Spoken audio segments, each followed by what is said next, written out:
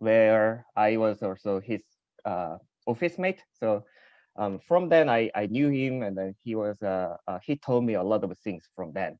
And then after that, he got the postdoc at the Microsoft Station Q. So he probably got a lot of salary from there, and then moved to Yale for the postdoc for just 1 year, and then get the professorship there from 2017. So I guess today he's going to explain about the Fracton topological phases, entanglement renormalizations, coupled layers, and beyond. So Professor Chung, you can start. Oh, should I start right now? Yeah, you can start. Yes. Okay, well, Gil, thanks very much for the generous introduction. So yes, so today I'll be talking about Fracton topological phase. And Gil asked me to provide some background of fractons, since there are high-energy theorists in the audience. So probably like first 10 to 15 minutes will be just introductions to a loose introduction to a subject, and then I'll discuss a few aspects of the fracton topological phases. So unfortunately, I think the date, there's no way to put a uniquely defined date on this slide. It's still October 7th here, and it's October 8th in Korea. So, all right. Yes. So this is a outline. So I'll first give a loose introduction to the physics of fracton phases, and then the next part will be about the entanglement structure of fracton stabilizer codes. And the last part, I'll discuss more recent works on planar-only and line-only models from couple-wide construction. Okay, so let's get started. So we are generally interested in gapped quantum phases, many-body systems with local interactions, and there's a gap in the thermodynamic limit, separating the ground state manifolds from all the other excited states. So for gap quantum phases, there's a well-defined notion of a phase in terms of adiabatic continuity of the ground state. Okay? So this is a schematic phase diagram. Suppose you have a few parameters, alpha and beta here, 2 parameters. You can tune in the Hamiltonian. If you can smoothly go from one Hamiltonian h of 0 to another one h of 1, then we would call this the adiabatic path between the two states, the two ground states of the Hamiltonian, the respective Hamiltonians. And these two ground states are in the same phase, in the same equivalent class. So under this equivalence class, the phase diagram, the phase space is divided into multiple regions which are separated from each other by a phase transition. Okay, so furthermore, if we once you define this gap quantum phase, we can further refine this notion into something that's called a liquid versus a non-liquid phase. So very roughly speaking, liquid phase is like the phases which have a very nice smooth continuum limit. Okay, and the more precise definition was, I think this notion was first brought up by Xiaogang Wen and Bei Zhen a few years back. So the idea that we want to have a very well-defined thermodynamic limit for a gapped phase. So energetically, thermodynamics is fine. It's a local Hamiltonian. Thermodynamics is no problem. But when we just look at the ground state, we want to have a very well-defined ground state in a thermodynamic limit. Okay, so what that means is that we want to be able to grow the system, so we can define the ground state on a finite size system of certain size, and we want this system at size, say L, to be kind of in the same equivalent class as a system of size 2L or larger. So which means you have to add additional degree of freedom just to pad the Hilbert space, right? The systems on different sizes have different Hilbert space. We have to add additional stuff, but we just want to add trivial stuff. No, we don't want to add anything exotic. We want just to add trivial qubits. And if you can make the system grow just by adding trivial stuff, okay, so you have to do some adiabatic evolution to kind of absorb these trivial qubits into the gapped phase and grow it into a larger size. This means that the system is in a liquid phase. I mean, this is a metaphor, right? This is not really a liquid. Just means that it doesn't really care about the system size. Okay, so this notion was, at least my understanding, that this notion was introduced to capture the idea that many gapped phases are well described by topological quantum field theories. Okay. This is a kind of at least a necessary condition that the system can be described by TQFT. So there's a lattice version of that. Of course, we don't really know whether this is really equivalent, whether the notion of gapped quantum liquid is really the same as TQFT, but at least it's a necessary condition. And of course, the point is that there are many states which are not liquid. And a very simple and boring example is just you take stacks of 2D topological orders, stacking them up in the third direction, and you get a non-liquid phase. Because if you want to grow the system, you have to bring in a layer of a 2D topological order, which is not adiabatically equivalent to a trivial state. Okay. I will see that this is a toy example of fractons. All right, so assuming TQFT or gapped quantum liquids, up to now, I think there actually has been a lot of progress in classifying topological quantum liquids in all physical dimensions, at least. So this is a very quick summary of what is known about topological quantum liquids. So in 1+1D, we know that no non-trivial states. If there's no symmetry, it's all trivial product state. In 2+1, we know that you can use an algebraic object called unitary modular tensor category, or physically Anyon model, to describe gapped phases. Okay, so that is also well understood to some extent. So the 3+1 case was kind of sorted out recently by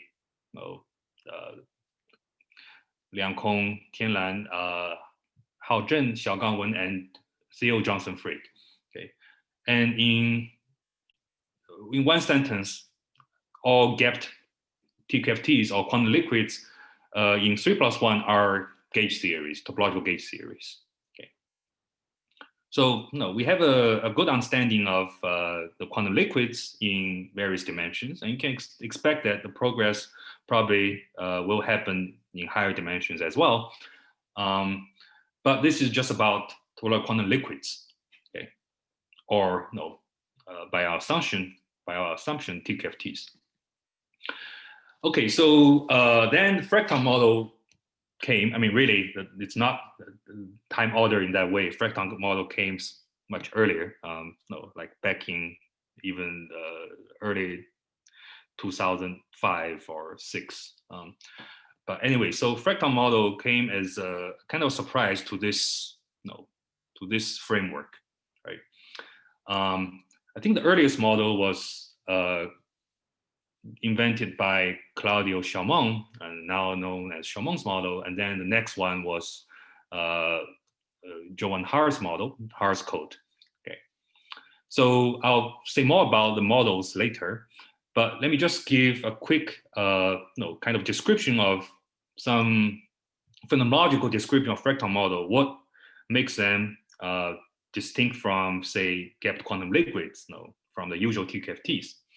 So first of all, we all know that if you put a topological ordered state, a TQFT, on the torus, usually you'll find multiple ground states, and the degeneracy depends on the topology, right? On torus, or the topology is fixed. If you put it on other manifolds, you get different degeneracy depending on the topology.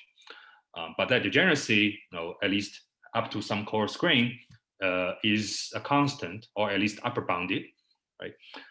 However, for Fracton models, the degeneracy grows exponentially with linear system size, okay, in 3+1D.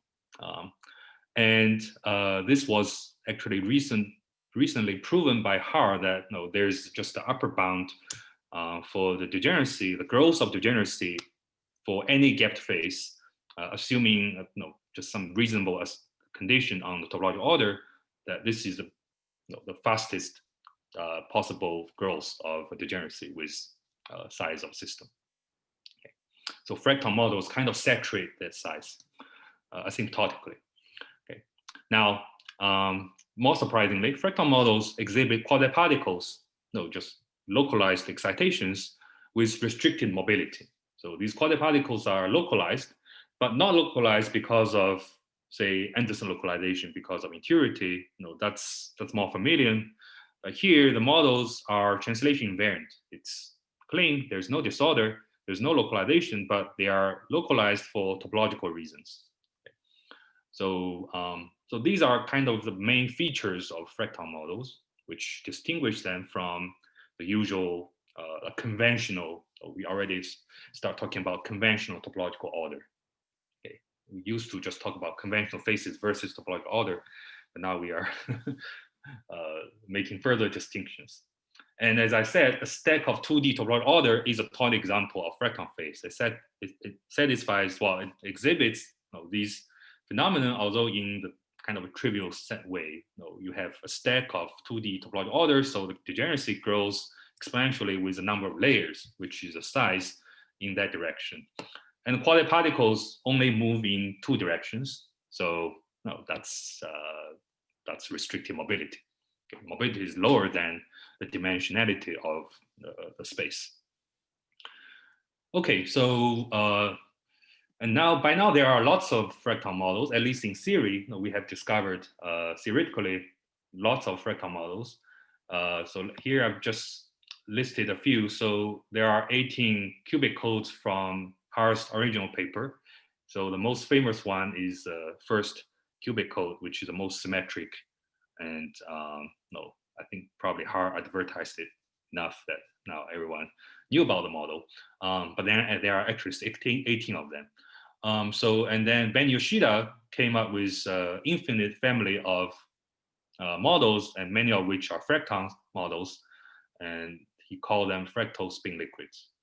And then there's this kind of prototypical Fracton model, the XQ model. It's a Fracton model. It's much simpler than Haar's model and Yoshida's model. And then in kind of similar veins, the checkerboard model, Chamon's model, and then various generalizations after those. Okay. And almost all of them are commuting projector models exactly solvable, so you can understand everything in principle. And I'll refer you to this paper for review of the stabilizer codes, mainly Haar's models and Yoshida's fractal spin liquids for the kind of phenomenological descriptions. Okay, so all right, let me now just define a few terminologies that kind of emerge in this business. So we call a particle which is completely immobile a fracton. I mean, the name doesn't really reflect the nature of this particle. I think it was coined by Liang Fu for reasons that are actually not really so essential. But anyway, the name stayed, and we call particle that is completely mobile a fracton. And then we called a particle which can move in one direction a linon. Okay, so following that pattern, we should call a fracton pointon. Okay, but anyway, fracton model. And then a particle that can move in two directions in a plane, it's a planon, and that's all. Okay. Then there's also two classes. I mean, this is not. I don't think this is fundamental, but the type 2 fracton models have all excitations being fractons, and otherwise they're called type 1. Okay. So it's just a rather artificial division of Fracton models into type 1, type 2. All right. Okay, so let me first introduce quickly Haar's model. Haar's cubic code, it's I think it's still considered the most bizarre Fracton model among the most bizarre Fracton models. So the model looks like this. So let me introduce a notation. So the model is defined on a cubic lattice. So you have a cubic lattice, and there are two types of terms in the Hamiltonian. And the terms are defined on each cube. Okay, so the Hilbert space is a tensor product of spins, two qubits on each side. So on each side of a cubic lattice, we have two qubits, or if you like, two spin 1/2s. And the X here denotes the Pauli X operator. So just Pauli X on spin 1/2. And I is identity. So Z is a Pauli Z. Okay, so when we write Xi, really means X on the first qubit, I on the second qubit. And then we multiply all these operators together to form the term in the Hamiltonian. And then similarly, we have the second term for which is made only of Z. So it's only X terms and Z terms. Okay. You can check, it's not too difficult to do this, to check that all the terms commute. And it's only Pauli X and Z operators, so each term squared to 1. So X and Z both squared to 1. So these terms have eigenvalues plus minus 1, and you can just write down the whole spectrum and all the excitations. The ground state has all these terms, which are called stabilizers, being 1. And if you flip any one of them, you get excitation. Excitations just means you have violations of these stabilizers. One of them is flipped to -1. So you get the ground state, the spectrum, all excited states, etc. From this kind of Fracton stabilizer model. This is called a stabilizer model, Pauli stabilizer model. Okay, so now the interesting part is how we create excitations.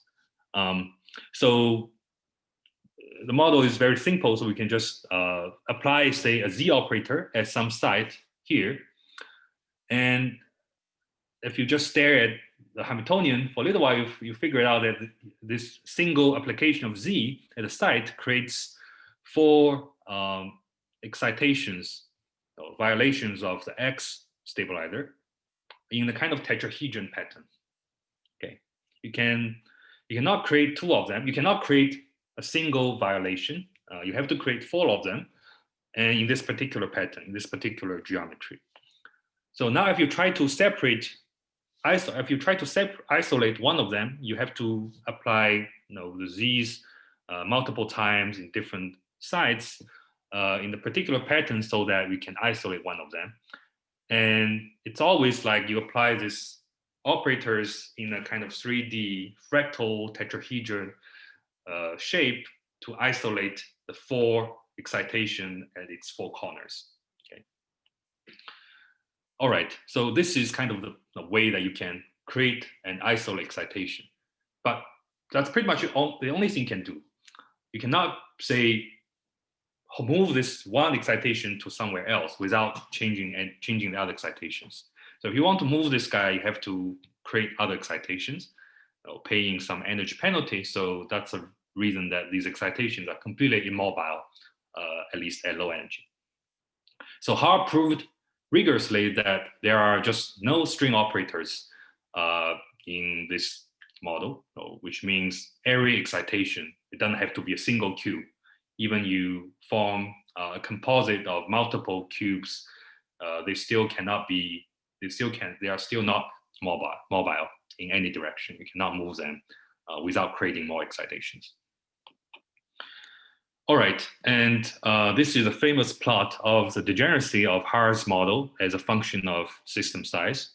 So this is degeneracy on an L by L by L torus, and what's being plotted is log 2 of the ground state degeneracy, or the number of qubits that are encoded in the ground state subspace. So that's a K here. And you can see that the degeneracy fluctuates wildly with L. If you look at carefully, you see that degeneracy could go from something large and suddenly down to just order 1, and then jump up again. So it changes wildly with the size L.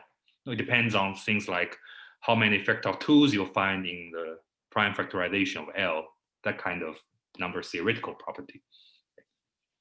But asymptotically, you can see that no, this is going to a larger range of L. You see that asymptotically it grows, the envelope is a linear function of L. So even though with all these wild fluctuations, the envelope is linear in L. Okay, so that's characteristic of Fracton models. Okay, so the second example is called a Sierpinski fractal spin liquid, and it's again the Pauli stabilizer model. So this is a Hamiltonian, a little simpler than Haar's model, and it was written down in these two papers. So in this model, a cubic excitation, the cube excitation can move in one direction. So here I actually show the string operator of this model, and it's drawn on the dual lattice. So the Ix, which these operators are defined on sides, but now I'm plotting the dual lattice, so now they are center of the cube. Okay, and you see that the two excitations, the two dots, can be separated along the z direction, okay, by this simple string operator. However, in the plane, in the xy plane, the pattern is kind of similar to Haar's code, but now it's just a 2D version. So you have to create these excitations in this particular pattern. And if you try to isolate excitations, you have to apply the operators which fill in the Sierpinski's blanket, a 2D version of Sierpinski blanket. And I think that was the name, the reason that it was called Sierpinski's fractal spin liquid. So this particle is a line along z direction, but cannot move in xy, in the xy plane. So going down complexity, the next one is X cube model. So these models were just really weird, and for a long time, it wasn't clear what to make of these models. And by the way, these models were invented by Haar and also Ben Yoshida mainly for quantum information reasons. They give you good self-correcting quantum memory in 3D, okay, and probably like the best you could hope for in 3+1. But now, we just study them from a condensed matter point of view, forgetting about quantum information motivations. But now let's look at the prototypical Fracton model, the X cube model, which is more popular for its simplicity. So again, the model is a stabilizer code, and you have two types of terms, X and Z. So the X term is, so now the spins live on the edges of the cubic lattice, no longer on the sides, and there's one qubit per edge. So the cube term here is just the product of X Pauli X operator on each edge of every plaquette, of every cube.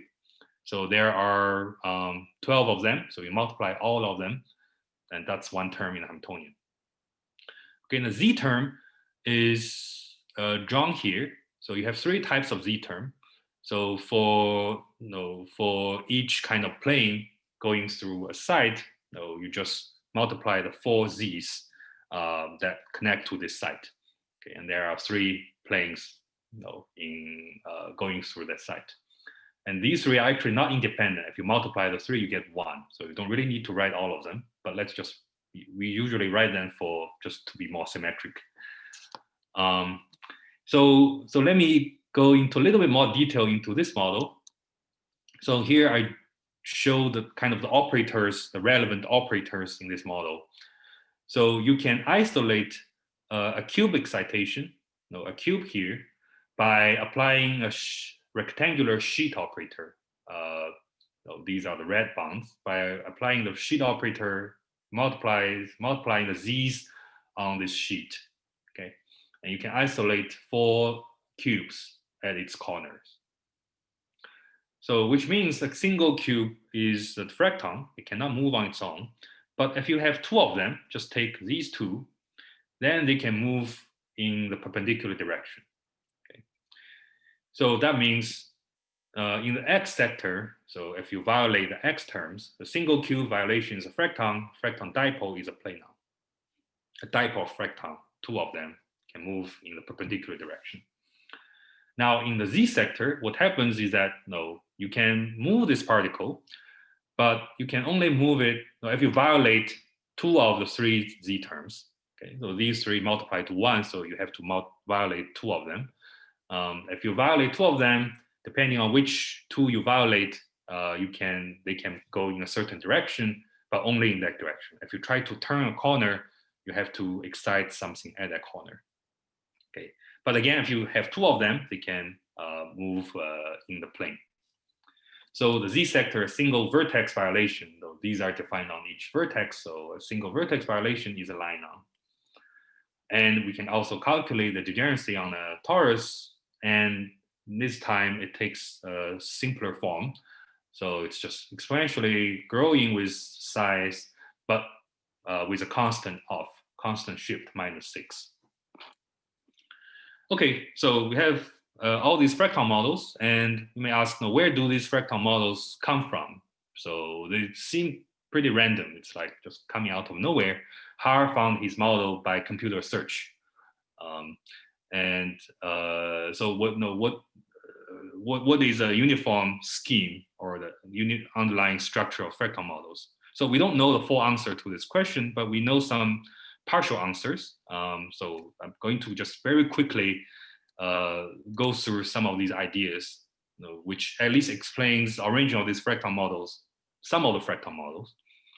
Okay. Mo, before you go further, can I ask naive questions? Sure, yeah, please ask questions. Yeah. So in the 2+1D, in the topological phases, the ground state degeneracies, they can be mapped one-to-one to the fractional excitations, right? The anion excitations. In 2+1? In the 2+1D, yeah. In the usual topological order, I can identify the each ground state with the anion type. Right. In the Fracton, do I have a similar analogies, or is it just? Yeah, that's a good question. It wasn't. This is something that I don't think it's completely understood. So usually the way that we calculate ground state degeneracy is, just figuring out a pair of non-commuting operators, the logical operators in the quantum information language, and then the algebra of these operators tell you the degeneracy. So in a sense, these operators, the operator that support the degeneracy, can be probably related to excitations. Okay. But another thing that formally there are infinite number of types of excitations in the model, which also agrees with the exponential growth of the degeneracy. But we don't know a precise mapping of the degeneracy to how that's related to the particle types. Vaguely, there's some relation, maybe. I have related questions. So in the 2+1D, in the topological order, the robustness of the degeneracies relies on the, my understanding is that the operator that generates the ground state is non-local, so that the local perturbation cannot split the degeneracies. Right. So how do you argue the robustness of the degeneracies? Well, I mean, that's for the same reason, because as I just said, degeneracy in these Fracton models can also be understood from non-commuting algebra of some non-local operators. I see. But it's just that these non-local operators are rigid. In 2D, you have a string operator that can deform anywhere, so only like the homotopy type of this, or like so only like the homotopy matters. But here, the shape really matters. You have a line; it's a rigid line; you cannot deform it. I see. So you have line here and line in the next position, so they are distinct operators. Right. That's why it depends on the system sizes. Right. You can count many, but then there are some relations between them, so you have to shift by say -6 in the x³ case. So for the type 2 model, Har's model, Yoshida's model, it's not so easy, but you can still count it this way in principle. Okay. Yeah. Good. Thanks. All right. So let me go on. So one way to get a large collection of Fracton models is to view them as some kind of gauge theory. So we know that in 3+1, most TQFTs all TQFTs are gauge theories, gauging obtained by gauging a global symmetry, a global discrete symmetry. Okay, but here the XQ model can be understood as also a gauge theory, but the symmetry is not a global symmetry. It's rather a subsystem symmetry. So let me explain that a little bit. So suppose you think of a system where we impose a symmetry, that a Z2 symmetry, for example, on each plane. So there's a Z2 charge, conserved Z2 charge on each plane. And then you can just imagine you have a charge particle, a Z2 odd charge at some plane. It cannot really go outside. It cannot really go to next plane that will break the Z2 symmetry. So if you just impose this symmetry by hand, you have some kind of fractonic behavior because the particles, charged particles, cannot move out of the plane. Okay. So now you can consider if you impose Z2 symmetry on two sets of planes, and then the charged particle, a particle charge under both Z2, no, they are confined to move along the intersection line of the two planes. Okay. So you can, I don't draw it, but you can imagine if you have three orthogonal sets of planes, a particle charged under the three sets of Z2 planar symmetries is just fixed at a point. It cannot go anywhere. So the symmetries are imposed kind of by hand, but you can promote it to a gauge symmetry. Then the symmetry is kind of enforced in the Hilbert space by the Gauss law, and it becomes kind of a topological protected property of a system. Okay. So if you just follow your nose and gauge the three sets of Z2 planar symmetries, you will get X-cube model. So there's nothing fancy here. Just you follow the usual step of gauging, you'll find the X-cube model. Okay. So that's one way. And you can now imagine, I can start from something more complicated and do this gauging. I'll probably produce a different kind of Fracton model. So that gives you lots of generalizations. Now, another idea, it's already close to 40 minutes, so I'll be just kind of flashing through this. So another idea that you can start from stacks of 2D layers. Okay, it's a bit like, let me first gauge each of the layers and then figure out how they intersect.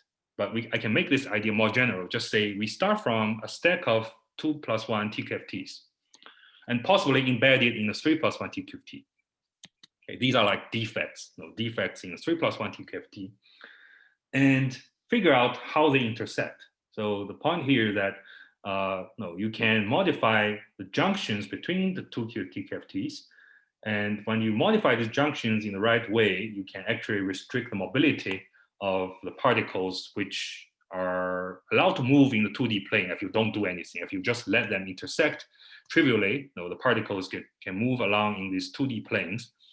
But if you modify the boundary conditions appropriately, these boundary conditions can actually restrict the mobility of the particles. It's like blocking the motion of particles when the particle hit this junction.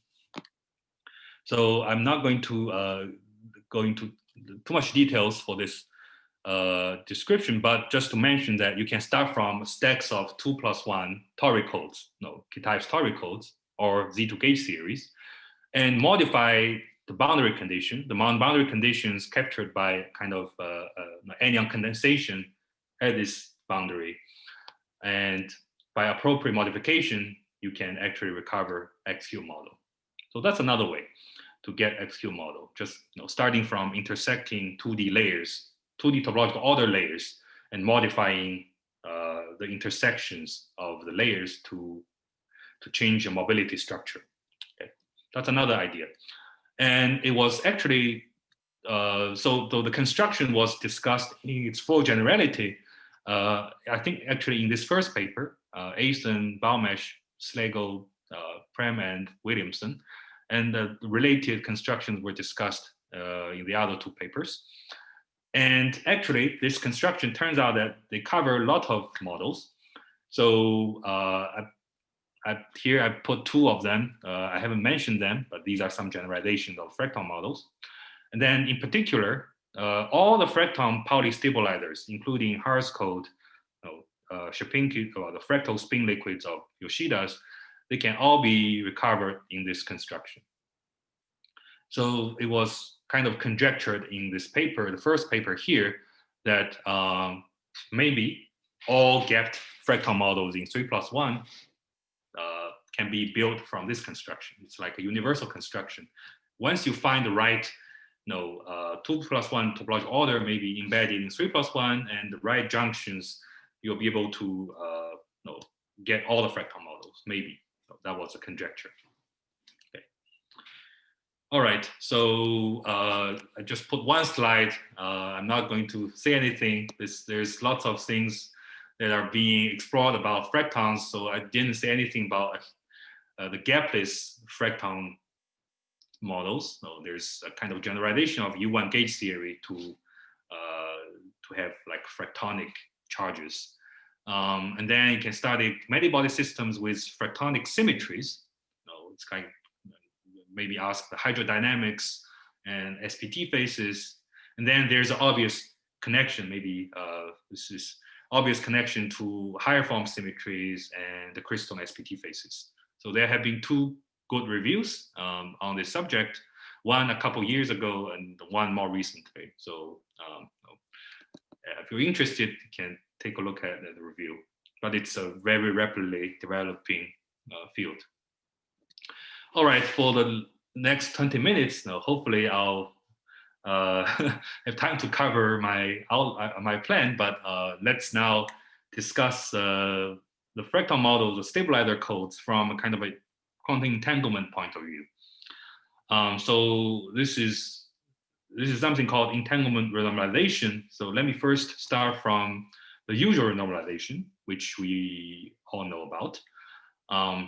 So renormalization group, roughly speaking, is just a way that allows us to go from UV, short distance physics, to long distance physics, right? So you rescale the system, renormalize the coupling, and get a new theory, and then you can study how the theory changes in the space of theories that generates the RG flow. And so the thermodynamic limit is a fixed point under the RG flow. Okay, so in some sense, we can classify phases as fixed points under RG flow. Okay. And just a standard procedure, the Wilsonian RG consists of two steps. You first coarse grain, and then integrate out short range fluctuations or short range correlations, and then keep doing this until you find a fixed point. Okay, so this is a famous RG flow diagram for the 5-4 model. And the fixed points are classified, well, not every one of them, but most of them fit into these two classes. Either you have zero correlation length, it's a gapped phase, or you have infinite correlation length as a critical point, okay? Or maybe gapless phases. So both TQFTs and fractal models are gapped phase, which means they are the zero correlation length fixed points under the usual RG flow. Okay. But now, as if you recall the definition of this notion of quantum liquids, there's a further question for the gapped phase about whether the ground state. So this usual RG flow is really about the whole theory, the Hamiltonian. But if you just look at ground state, there's a question about how the different ground states on different system sizes are related to each other. Okay, so that kind of motivates the different RG scheme only to kind of target what happens when you take the ground state to thermodynamic limit, only the ground states. Okay, so we want to have a kind of RG scheme to relate the gapped ground state on different sides. And that is an entanglement renormalization. Okay, so the idea is you follow the same kind of steps. You start from some model, the bottom down here, and then you coarse grain. So we group two sides into one larger unit cell. And then now what you want to do is, instead of removing short distance fluctuations, that was what we usually do in RG, but now we don't have to do it. It's a fixed point under the usual RG, but now we want to move the short distance entanglement. So you apply some unitary transformation to remove the short distance entanglement, and then maybe you can disentangle some of the stuff from the rest. And this disentangled degree of freedom can be thrown out. And then maybe you get a different model, okay, that generates a kind of RG flow for the ground state, okay. by projecting out disentangled stuff, removing short distance entanglement. It was first introduced by Geoffrey Vidal, and that really leads to this Mera ansatz for many-body wave function. Okay, and all the conventional TQFT topological faces are believed to be the fixed points under this entanglement RG. It's actually proven for the string net wave function in 2D. You can explicitly do it. So now let's see how the Fracton models behave under the entanglement renormalization. Okay. So the general thing, the pattern is that the Fracton topological faces, they will kind of branch under entanglement RG. Okay. So what it means is that if you take a Fracton model, this was first worked out by Har back in 2014, that you take a Fracton model here, CC1 is just cubic code 1. So the left-hand side is roughly, you apply this procedure to the cubic code, Har's cubic code. Okay, so 2L kind of means the system size is 2L, but really the Har's code is translation invariant model. So it just means that we double the unit cell of Har's code, and then you apply U, which is unitary circuit, local fixed steps unitary circuit to this model, and you find that the model after unitary transformation becomes 3 terms on the right hand side. So you have some disentangled qubits which will be thrown out, and then what's left is another cubic code. So you kind of recover the cubic code, but now on a coarse-grained lattice. But that's not the only thing. You also find a new model coming out of this procedure, and that model is called cubic code B, the B code. So it's A code, B code. So I'll denote this RG flow pattern in this manner, in this diagram. So you start from cubic code 1, and then under the RG, it bifurcates.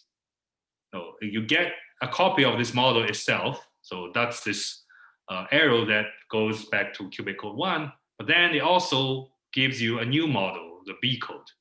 Okay. Now we can ask further, what happens to the B code if I do the entanglement RG? So what happens at the B code also bifurcates, but into 2 copies of itself. So that's the 2 arrows, going back to B code itself. So that's kind of the pattern.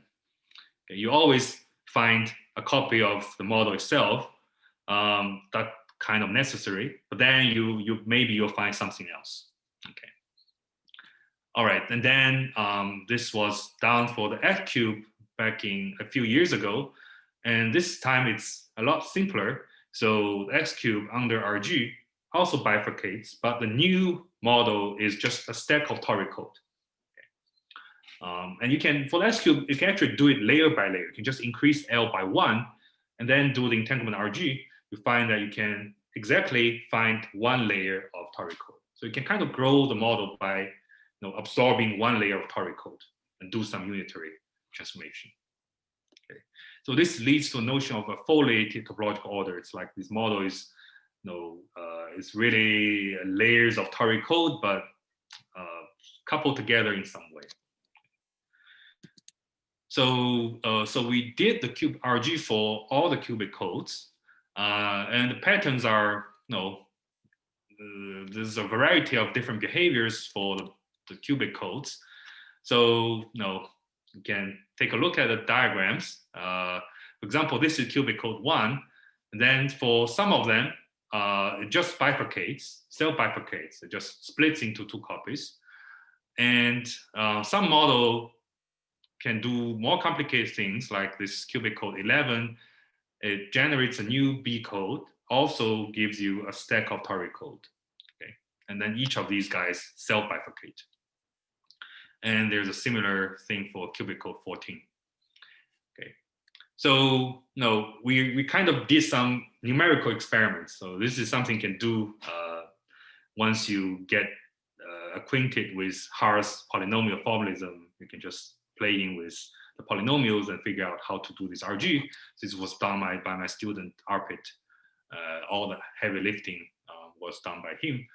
So I'll skip this case study, But just to summarize, so what we observe, we don't prove these things.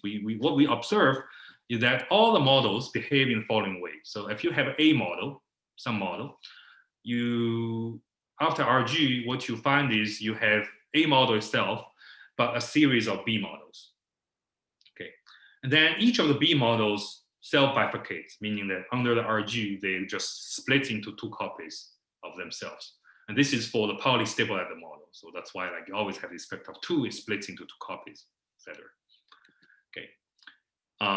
So these B models are sort of like what you need to put in to grow the model.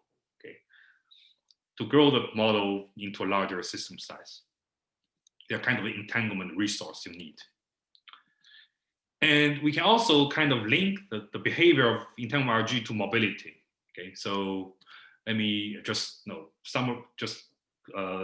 summarize what we observed. So first, you can prove, RPIC actually proved this, is that if you have a planar only stabilizer code, and they're just stacks of toric codes for Z2 stabilizer model. It's not true for Z4. And probably for Z of prime, this is true. And if you find a planar in these stabilizer codes, it means that you can extract torical layer under entanglement RG. Okay, but no, that's the end of ghost story. The rest we don't really know, but we can show that the linear models will produce a linear model under ERG. That could just be the model itself. So maybe that doesn't tell you much, but no, that's something one can do. So you can see that starting from lineons, things become more complicated. Okay, so RPIC proved many results and some other results I haven't mentioned of the same flavor, okay, within Pauli stabilizer codes. All right, so that's about ERG. Okay, so no, maybe I mean it's more like an experiment, and we make some observation about the general structures of these models, and hopefully that will inspire some of you to come up with a more general theory. All right, so I think I probably have 10 to 15 minutes, and then I think I'm doing not too bad in time, so I'll discuss. Yeah, you are good in time. Yeah. Okay. So 15 or 20 minutes. Okay. Yes. All right. So yeah, and please feel free to interrupt and ask questions. So for the rest, I'll discuss recent unpublished work about planar only phases. So just a few words about the motivation. So the Fracton models are complicated. You probably, if you want to get one thing, that the Fracton models are complicated, and you oftentimes you have more particles with different kind of mobilities. And I haven't said anything about their topological interactions. Maybe they have gradings between them, etc. So it's complicated. So what about we just make our life maybe a little simpler by focusing on models that support particles with a particular kind of mobility. Okay, and you can see from the discussion of entanglement RG that the planons are somewhat special, because planons sort of naturally suggest there's a 2D topological order hidden somewhere. Okay, that's the most natural reason that you have a planon. So we set out to try to study planar only models. Okay. So planar only faces, of course, the simplest one of them, just stack of 2D faces, as the simplest boring toy example of Fracton model. Okay. All right, so we want to have something more interesting. So another thing you can do, starting from these stacks of toric code, is that, static stacks of 2D models, that you can do anion condensation. You can start from these stacks of models, condense some combinations of anions from neighboring layers. So this was a construction that was used a few years back in the construction of like 3+1 SPT phases. Was useful. You can do this kind of condensation in layers. And this is just one example that produces a model which is kind of non-trivial, but a planar model. Okay? And it's a planar model in the sense that there are no 3D particles, only planons, but these planons have non-trivial braidings. All right, but now let me discuss a general kind of approach to study these planar models when all the particles are abelian anyons. Okay. So abelian anyons in 2D, we know that they are all described by abelian transaminant series. Okay, and abelian transaminant series are specified by an integer symmetric matrix. So the transaminant couplings can be put into a symmetric matrix that determines the series. Okay. So let's consider a kind of a modification of transaminant theory to 3D. Okay. So the idea is that we have infinite number of components of the transaminant theory. We have infinite number of gauge fields. Each of them is a 2+1 gauge field, but they kind of sit in different layers along the z direction. So the index of these transaminant gauge fields are kind of indexed in the z direction, okay, kind of spread out in z, but not exactly layers. So let me just remark that they are not exactly layers, but it's just an analogy.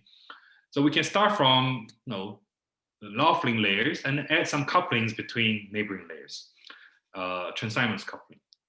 Okay, so these A's are gauge fields of the ith layer, quote unquote layer, and we have a coupling between nearest neighbor layers, AI, B, I plus 1.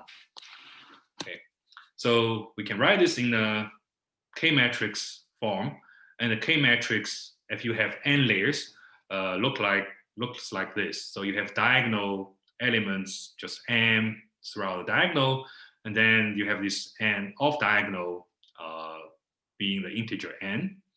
So it's a translation invariant model in this layer direction, and you can take n to infinity to go to a thermodynamic limit. Okay. So in a sense, we're building a 3D model out of infinite number of U1 gauge symmetries. Each of them is a 2+1 gauge field. All right, so we know enough about 2+1 transaminant theory, and we can just go and study these models. So let's just quickly kind of quantize the theory. Okay. So first thing we do is we can canonically quantize the gauge fields. And just following the standard procedure for transaminant theory, you find that the gauge fields satisfy the following kind of commutation relation. So the x component of the gauge field in the ith layer and the y component of the jth layer, the commutator is given by the inverse of the K matrix, the ijth element of the inverse K matrix. This is just a general statement for transaminant theory, abelian transaminant theory. And there's a delta function, of course. There's locality. Okay. But now the thing that the inverse of a K, the K is a kind of a band, the tri-band matrix. You can diagonalize this matrix, taking advantage of the translation invariance along the z direction. You can calculate the inverse of a K. You find that when the diagonal elements is larger than 2 times off diagonal, the K inverse decays exponentially. Okay, and if m is smaller than 2 times n, the K inverse kind of oscillates with the distance I minus j. But the point is that K inverse is kind of long range. It decays with a separation with I minus j, but it never goes to 0 outside a certain distance. It's not like strictly short range. The commutator 0 is non-zero even when the layers are far separated from each other. Okay. Bon. Yeah. In the case when m is smaller than the 2 absolute value of n, you said it's oscillating in the I and j. Does it mean it's gapless or? Yeah, exactly. In that case, K inverse, the whole theory is actually gapless, right? Okay. No, it took us some time to realize this, but we figured it out in 5 seconds. All right. Yes. So to see that, you have to add Maxwell term, right? But what that means that the fields do not commute when they are far separated. So these fields are not really local degrees of freedom. So they have to kind of be emergent in some sense. Okay. And then this K inverse directly translates into braidings between anyons. So naively, anyons are just gauge charges of this Chern-Simons gauge theory. So naively, we want to associate anyons to this layer index and have a notion of like anyons, localized in at some position in the z direction. But we see that the braiding is non-zero for anyons that are naively very far separating layers, okay? Even though the braiding phase kind of goes to zero, as you separate the anyons. And these anyons are planons; they can move in that plane, but somehow they are a little bit non-local. Okay, and as Gil already figured out, though the dynamics of this model, you have to add Maxwell terms, and then it's just a simple textbook calculation to find the photon spectrum. And indeed, when the K-inverse decays exponentially, this is a fully gapped model, so the photons are gapped. But if the K-inverse oscillates, you'll have gapless photons. So they are gapless phase. And we don't know much about the gapless phase. All right, so I'll discuss a gapped case, okay? And you can calculate topological order, starting from say n by n, and then take the thermodynamic limit. Okay. As I already mentioned, all the anyons are planons. So because these gauge fields are 2+1 gauge fields, so the anyons can go freely in the plane, no problem for that. But you can calculate the fusion rules of anyons, and typically these anyons have infinite order fusion. So unlike any of the topological order we know in 2+1, in that case, anyons have finite order fusion. You can just put together enough anyons, you get vacuum. But here, the fusion is infinite order in the thermodynamic limit. Then, related to that, if you calculate the braiding statistics for anyon of the ith layer and the jth layer, you find this expression, which is generally an irrational number. So the braiding is e to 2 pi I of theta, and this theta is now a square root, some square roots, and in general, it's just irrational. Okay. And the ground state degeneracy grows also with this factor. And you see that there are square roots, so if you choose the generic pair of integers m and n, this is going to be an irrational number. So the ground state degeneracy grows as an irrational powers of an irrational number for large n. Okay, so these are somewhat unusual. And of course, we have a bulk boundary correspondence, and we know very well that on the boundary of a Chern-Simons term, a Chern-Simons theory is 1+1 CFT, but now this 1+1 CFT is stretched into 2+1 kind of highly anisotropic Luttinger liquid, also defined by this K.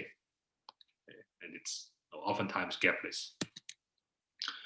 All right, so I've given you this effective field theory, and you might have a question like, whether how do I realize this?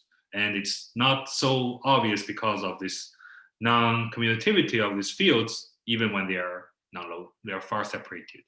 So they have to be somehow emergent from a local model. So one way to do this is you write down a fraction quantum Hall wave function, put a Laughlin-like wave function.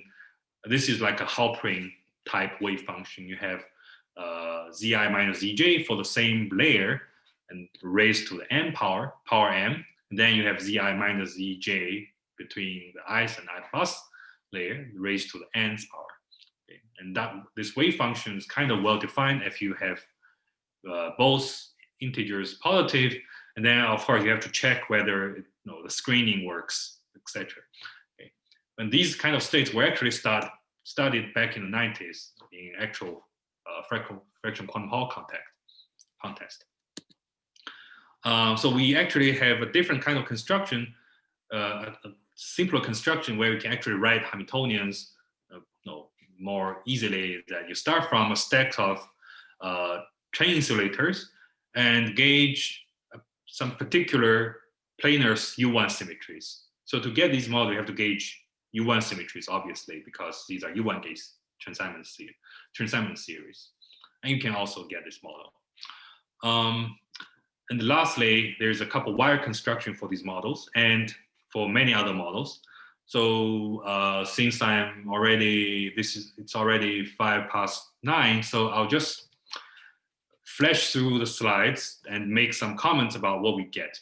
So the couple wire model, no, Gil is an expert on this construction, is just taking an array. So in this context, we take an array of 1+1 quantum wires of free electrons and just couple them in various ways. And the reason to do this is that the 1+1 CFTs are very well understood, and we have lots of tools at our disposal to study these models. These models are kind of semi-analytically solvable, not completely, but as much as you can hope for this kind of continuum series.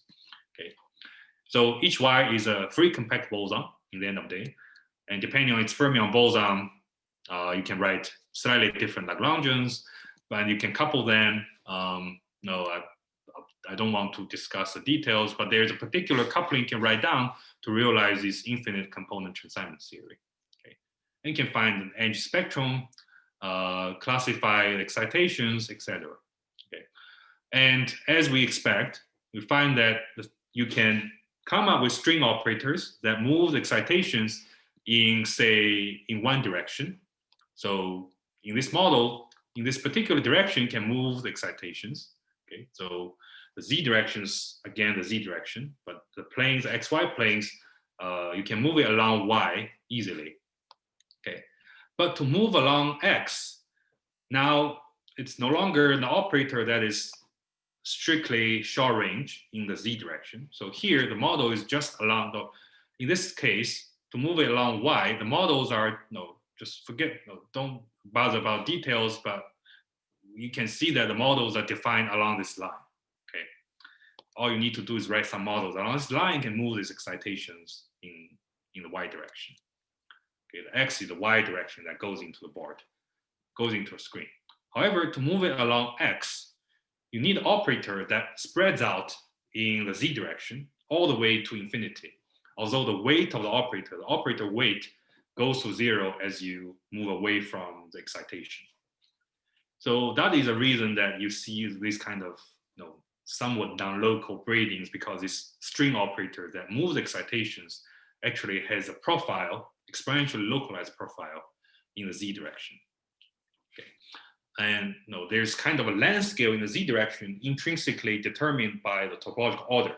Okay. It's a bit like a correlation length, but you cannot really modify it. It's fixed by the K matrix. So it's not like you can crank up interactions to make a correlation length smaller. It's really just fixed by the K matrix. And these models have this kind of intrinsic length scales along Z. That's just completely determined. And string operators have a kind of tail following off in the Z direction. Okay. So we just mentioned that we have come up with a larger, well, somehow the screen goes black. Oops. Let me play it again. It's a problem of, all right, so, well, I don't have time to talk about them. Basically, we have also studied a much broader class of the wire models in 3D, couple wire models, 3D, and they give you interesting linear models. Okay. All right, so I'll just put up the summary slide. Well, first let me acknowledge my collaborators, and then I'll just show the summary slide. Okay. Thanks all for your attention.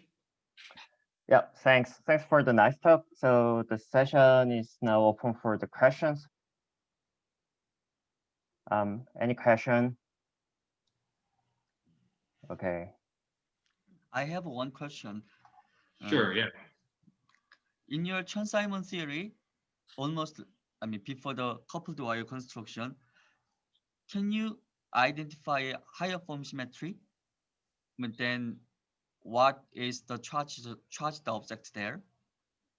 Well, so no, in some sense, you can just treat this infinite component Chern-Simon theory as a 2+1 Chern-Simon theory, but now the indices have a meaning as like positions in z direction. So I think one can probably apply all the intuitions about 2+1 transaminase theory to this case. So each anion is, each of the abelian anion corresponds to some kind of one-form symmetry, generates abelian one-form symmetry, anomalous one-form symmetry because of the braiding statistics. But these symmetries, but then, okay, so naively that's the case, right? You have, you can translate anions into one-form symmetries. But I think the subtle things here is that, so at least from my perspective of a condensed matters person, I like to think about things with a lattice. So these one-form symmetries are, they have a kind of a spread in the z direction, which is probably fine because in all the transaminase series, these string operators are never really strictly localized. They have a spread in the plane anyway. So I'm not sure whether that's a problem or not. Most likely not. But otherwise, you have these one-form symmetry. Okay, but they're not really one-form symmetries in the high-energy series sense because these anions are restricted to move in the 2+1 world. So these one-form operators, you can kind of deform them in the plane, okay, but you cannot deform them along the z direction. So I think we shouldn't call them one-form symmetry. They are like more rigid version of one-form symmetry. One-form symmetry, okay, a bit like one-form symmetries, but now with restrictions. So you can deform them in this direction, but not in the other direction. So I don't really know what to make of this. I mean, first of all, these series are not really Lorentz invariant series. There's a kind of a lattice structure, and dispersion is not not relativistic. Basically, it's not relativistic, right? Doesn't have the relativistic symmetry. So I think there are analogies of one-form symmetries in this model, but right, that's maybe right. Because in 3D, for a true particle, you would discuss two-form symmetries, right? But here, they are still one-form symmetries, somehow restricted in plane. So yeah, that's all I can say about the higher form symmetry. And as far as I know, there are no other higher form symmetries. Okay, may I have another somewhat basic question? Sure, yeah. Please. Can you clarify the difference between conventional Wilsonian RG and the entanglement renormalization group, or what's the main difference? Well, so the entanglement, so renormalization is the usual Wilsonian RG. We apply it to a theory, right? So we have a quantum field theory. We can apply the RG to study how the couplings flow, right? And eventually, you flow to a fixed point with certain values of the coupling, and that's the fixed point of this theory, right? So that's a usual RG. And the fixed point describes like the thermodynamic limit of the theory. You can classify, various operators of this theory.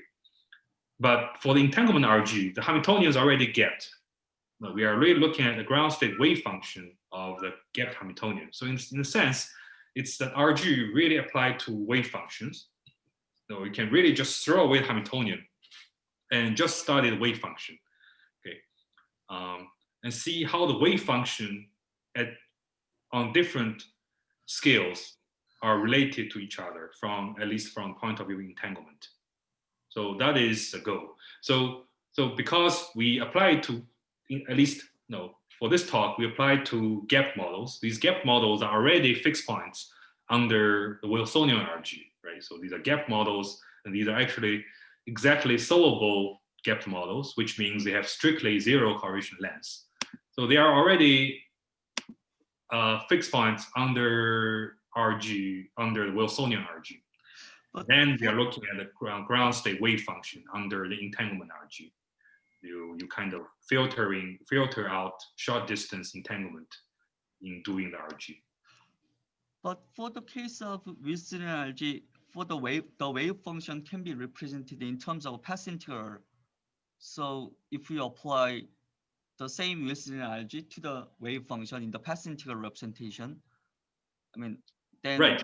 So different, yeah. Yeah, so that means in that, I think that, yeah, thanks. That's a good point.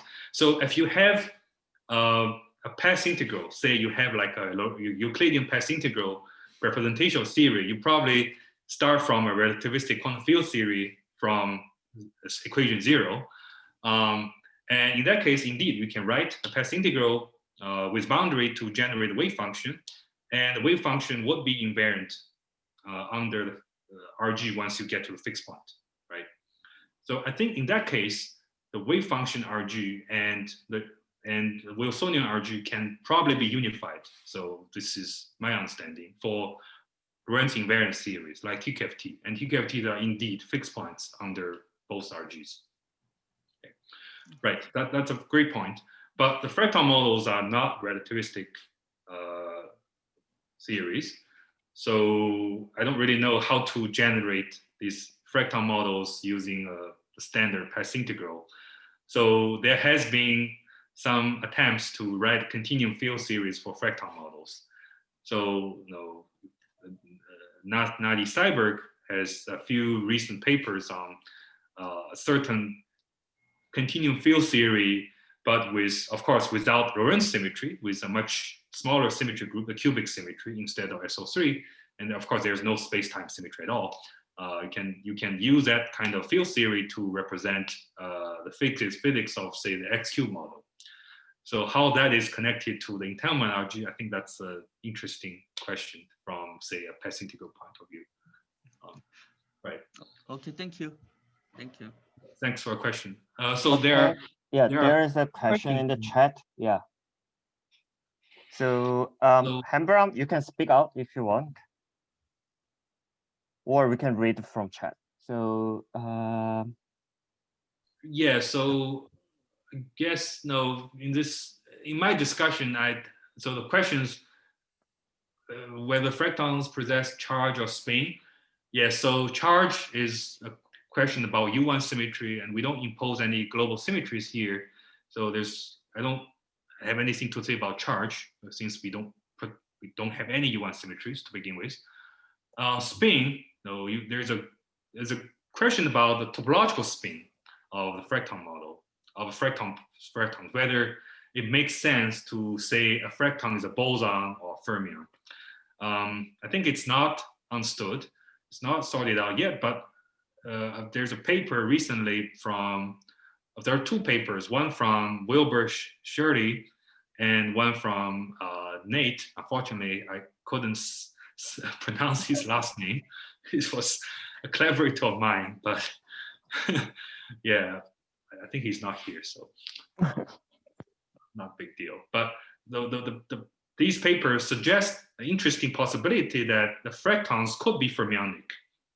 So what happens that they kind of gauge a fermion subsystem symmetry, fermion parity subsystem symmetry to get fracton models.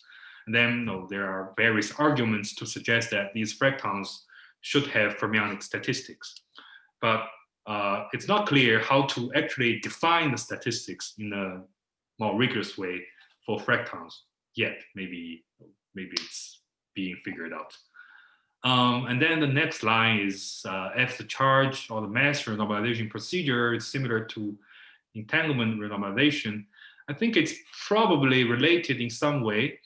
Although if you have a Lorentz invariant theory, these things are not so different, and there might be a way to, yes. So because the wave function can be written as a kind of functional for in the space of fields, and probably the field renormalization tells you how the wave function should be renormalized. There might be a few steps you need to go to really make this connection clear. But that I would agree with that. Again, for the Fracton models, most of them don't have field theory description, and we don't really know what to say. I don't really have anything to say regarding the mass renormalization. Okay. If there is a pretty short question, we can have another. But if not, it's pretty late for Hmong, so I would like to finish the session. Not very late. Is there any Where other? Yeah. this is when I usually start working. Oh, really? All right. So, Yeah, can I ask one question? yeah. Sure. Yeah. So the restriction on the mobility of the fractons are usually understood as the gauge symmetry, right? They It's come from gauge something- symmetries. Right. Yeah, so is there any fractal model that the restriction comes from the higher form symmetries? So again, I think it's a matter of, well, this is, yeah, let me see. So how should I put it? Just trying to organize what I want to say. So maybe again, let me just, no. First, the higher form symmetries, if we want to apply to this context, we probably have to modify the meaning in some way. But otherwise, higher form symmetries, in a strict definition, are only for relativistic series, right? Yes, to make the problem simpler, so we can consider stack of 2 plus 1D systems. And right. My question is basically whether there is a restriction of the mobility coming from such 2 plus 1D sense higher form symmetry. Right. Like so form, you will have to kind of make your higher form symmetries more rigid to do that.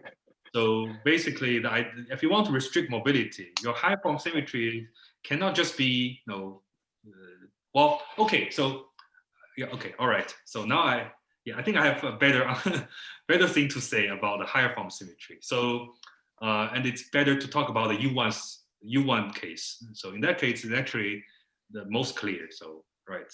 So I think I mentioned that there's a class of Fracton models, like Fracton-like models in U1 gauge series. These are like the tensor U1 gauge series. So one way to kind of get this tensor gauge series is that you start from a usual U1 gauge theory. Okay, so you start from Maxwell U1 gauge theory, and the Maxwell U1 gauge series have electric one-form symmetries and magnetic one-form symmetries, right? Okay, so if you impose these symmetries strictly, so these symmetries are only there if your theory has no electric charge. If you have electric charge, you don't have electric one-form symmetry. But now we can go, let's say we are thinking about a non-relativistic system, and you have a slightly weaker version of an electric one-form symmetry where you allow electric charge to exist in your system, but they are not mobile. So what that means is that you can wrap each electric charge by a Gauss surface. Gauss law tells you that the electric flux through that surface is the amount of charge. And if you demand that the flux of every surface is conserved, which that means the charge density inside each surface is a constant, cannot change with time. That means no charge can move because we impose these one-form-like symmetries. The one-form-like symmetries through each Gauss surface. And this is really like a Hamiltonian or non-relativistic version of electric one-form symmetry. Okay, so this is called different names, like non-relativistic one-form symmetry or phaseful one-form symmetries. So now we allow electric charges, but they are completely static. They have no dynamics. The Gauss law is like strictly imposed. Okay. And now you can weaken that symmetry to allow some dynamics of charge. So instead of the one-form symmetry being imposed strictly, you can allow some kind of subgroup of the one-form symmetry. And then these charges will have certain dynamics, but the dynamics is restricted. So that's a way to kind of go from a strict electric one-form symmetry in the gauge theory to something looser. You relax this one-form symmetry to get like Fracton models, fractonic U1 gauge series. So I think that in that case, there's a clear connection between like the actual one-form symmetry and the Fracton model. So right. So that is example that I'm aware of, and where it's the connection was made very clear. And I think it's being sorted out, how do you go from higher form symmetry to Fracton models. There was a paper by Mike Hermely, Leo Radkowski, and I don't remember the name of the other author, like getting Fracton models from the point of view of higher form symmetries, like yesterday. Right. So there are probably connections that need to be fresh out, but yes, you can do that, Okay. at least in this example that I just talked about. Okay, thank you very much. Okay. I have a pretty short question. So Sure. in your Go ahead. stacked transaction theory, I can tell there could be some exchange symmetries which shift all the layers by one. Yeah. Maybe it looks like dislocations. It doesn't Oh, you mean support like- any non-abelian. Yeah, I think so. It's probably very non-abelian Okay. because there are infinite number of particles, and that translation probably. That's a good question. I haven't thought about how translation acts on these models. Yeah, could be cool. Could be like the quantum dimension diverges. Right.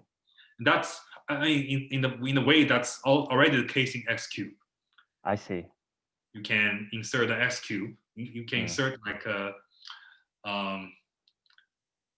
so you can already see that from a stack of layers, right? If you insert like a screw dislocation, right, n layers collapse into one layer. Right. I That means see. one dimension of this line defect has to be Should be infinite. essentially infinite. Right. Okay. That pattern persists to Fracton models, F cube, Mhm. and probably also in this model as well. Although I don't know exactly how it works. Okay. Other questions? Comment? Then it's pretty generous to have Meng talking about his works for like 1 hour and a half. So Yeah, no let's problem. yeah. Thank you again. So let's wrap it up. Yeah. Thank you. All right. Thank you all. Yep. All right. I'll stop my call. I'm still Yeah. sharing. So our staff from APCTP told me that you didn't reply back to the like document. Oh yeah, I haven't. Yeah, I'll do that. Sure. Yeah, so please do that. And if you could share your slide, that would be pretty nice. Sure. Yeah. I will keep it with myself. So okay. All right. No problem. And then I have a very question. So do you know when the paper will be uploaded? The last ones, the stack, the that's a good question. I hope soon. I hope soon. Yeah. Soon. Okay. I think there's the draft is like in good shape.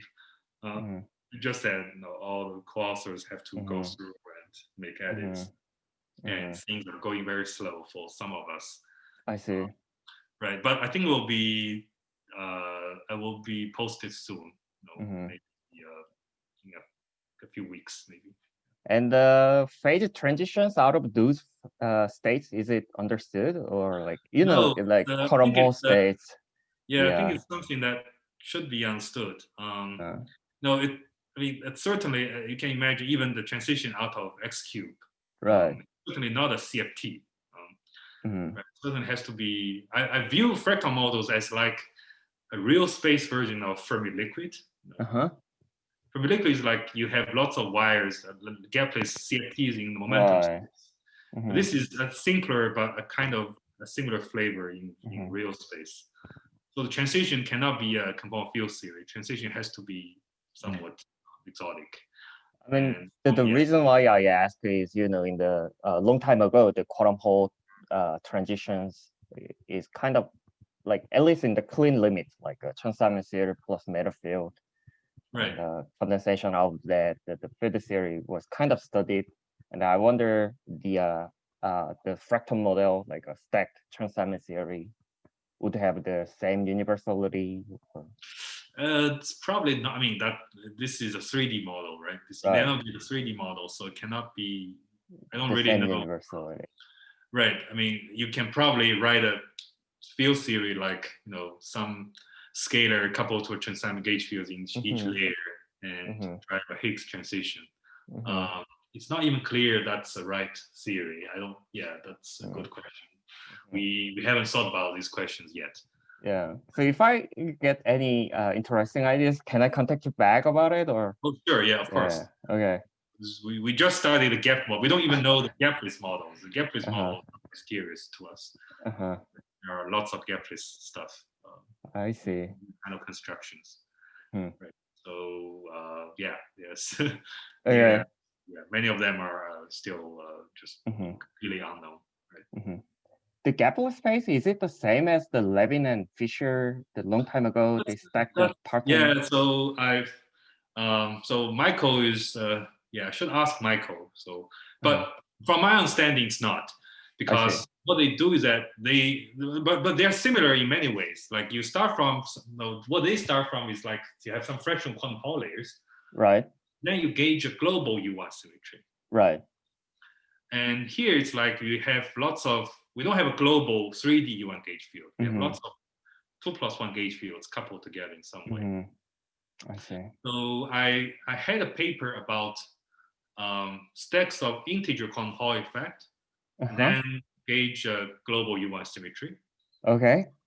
And you can even think of it as SPT. You have a stack of bosonic SPTs. Good. Okay. And then you gauge the global U1 symmetry.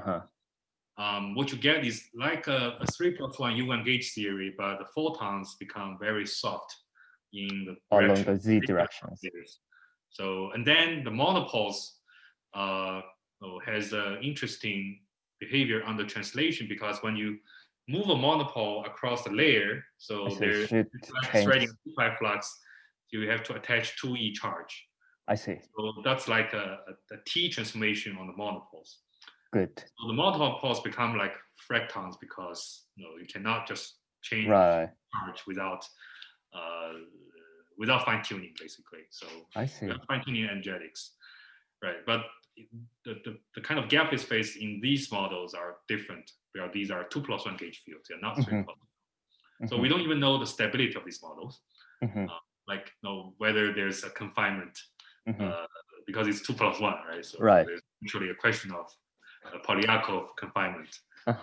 We don't know. I see. I don't know about that. I see. I want to understand this better. Yeah. Okay. Yeah. Thank you for the answers and nice talks. I think people enjoyed. So. Okay. All right. Yeah. Hope to have you in postdoc in reality later. So. Yeah, I hope so. Yeah, I really want to get back to normality, and I've never been to Korea, so great. Okay. Right. Yeah. Take care, and see you later in some area else. All right. Yeah. Bye. I'll log off.